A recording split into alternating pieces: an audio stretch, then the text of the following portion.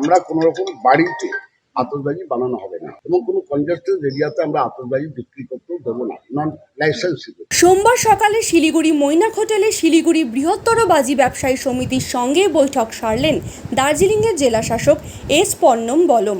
এই দিন বৈঠকে উপস্থিত ছিলেন সারা বাংলা আতশবাজি উন্নয়ন সমিতির চেয়ারম্যান বাবলা রায়। এছাড়া উপস্থিত ছিলেন অন্যান্য কার্যকর্তারা। এই দিন একাধিক বিষয়ে আলোচনা করা হয় এই বৈঠকে।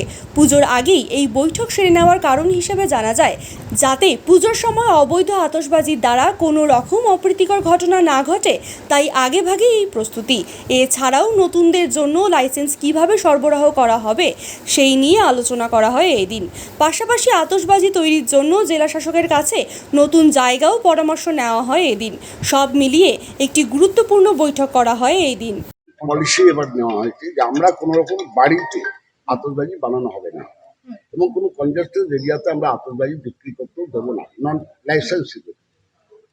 আমরা যেটা ঠিক করেছি সেটা হচ্ছে গভর্নমেন্ট পলিসি এবারেতে, যে বেকার ছেলে মেয়েদের জন্য যারা ধরুন টেম্পোরারি মাল আছে, 15 দিনের জন্য একটা মাল, তাদের জন্য আমরা একটা টেম্পোরারি লাইসেন্স দিচ্ছি।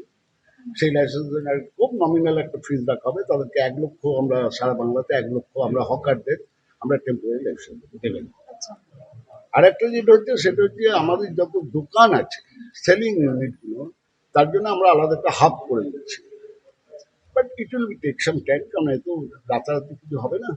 এই বছরের জন্য আমরা যেখানে যেখানে আছে সেখানে আমরা কিন্তু সেফটি সিকিউরিটির কথা বলে দিয়েছি, তাদেরকে আমি নিজে এসে মিটিং করেছি সমস্ত ব্যবসায়ীদের সাথে।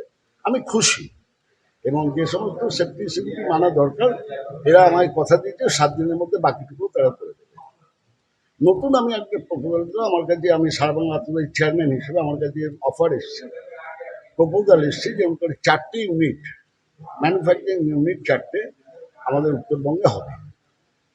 আমার সাথে কথা হয়েছে, ডিএম সাহেবের কথা হলো, উনি বলেছেন ঠিক আছে, এর ব্যাপারেতে সরকারি জমি দেবে সরকার। তার জন্য 6 একর জমির আমরা একটা মূল্য ধার্য করা হয়েছে সরকারি হিসেবেতে। আর তাছাড়া যে সমস্ত ইউনিটগুলো হবে তার ইনফ্রাস্ট্রাকচার জন্য 90% গভর্নমেন্ট অফ ওয়েস্ট বেঙ্গল সাহায্য, সাবসিডি। ফলে আমার মনে হয় নতুন করে একটা বিপ্লব হবে বাংলাতে।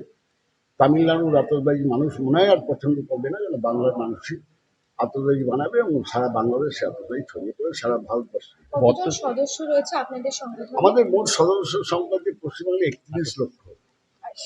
বাবলা রায় এসেছিলেন আজকে। ওনারা কিছু ওনাদের ডিমান্ড দিয়েছিলেন আজকে, এটা প্রপোজাল। আর আমাদের গভর্নমেন্ট টু আমাদেরকে আগে থেকে এগুলো বলেছে, এগুলো স্পেশালি ওনারা যেটা বলছেন পার্কিং, মানে একটা পার্ক, মানে যেটা প্রোডাকশন ইউনিটগুলোর এটা আলাদা জায়গায় করার প্রস্তাব। এটা আপাতত এখানে আমাদের একটাই ইউনিট রান করছে ফাঁসিদেওয়াতে। পরে আরো কিছু লোক ইচ্ছুক আছে বলে আমি আজকে জানতে পারলাম।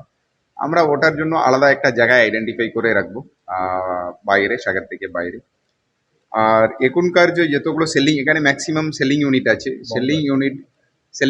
সেলিং ইউনিটসদের জন্য আমাদেরকে ডিপার্টমেন্ট জানিয়েছে কি কি নিয়ম কানুন মেনে চলতে হবে। ওটা খুব শীঘ্রই আসবে। ওটা আসলে ওনাদের সঙ্গে আমরা বসবো, ওটা ওনাদেরকে জানিয়ে দেব, জানিয়ে দিয়ে ওদেরকে সাহায্যও করব পারমিশন এগুলো নিতে। করলে তারপরে ওদেরকে যা লাইসেন্স যাগুলো দেওয়ার ওটা আমরা দিতে ব্যবস্থা করব। আর থার্ড যেটা আছে, এনাদের সেলিং ইউনিটকেও বাইরে একটা ছোট কমপ্লেক্স করে ওনাদের হাব মতো করার একটা প্রপোজাল আছে। ওটার জন্য আমরা সুটেবল জায়গায় দেখব, সুটেবল জায়গায় দেখে তাড়াতাড়ি ওটাকেও একটা প্রস্তাব পাঠাবো। না, ওটা নতুন তো কোনো বারণ নেই, এখনো তো খোলাই আছে, ঠিক আছে। এখনো কেউ অ্যাপ্লাই করতে পারলে অ্যাপ্লাই করতে পারে। এখন কিন্তু আপনাদের এনজিটির গাইডলাইন আছে, সুপ্রিম কোর্টের গাইডলাইনও আছে। তো এগুলো মেনে অ্যাপ্লাই করতে হবে। অ্যাপ্লাই করলে তো আমাদের ফাঁসিদেওয়া ইউনিট তো একটা চলছে, ওইরকম কেউ অ্যাপ্লাই করলে আমরা ওদেরকে হেল্প করব। কিন্তু সমস্ত এখন যার পারমিশন নিতে হবে সেগুলো নিয়ে চালাতে হবে, নিয়মগুলো মেনে চালাতে হবে।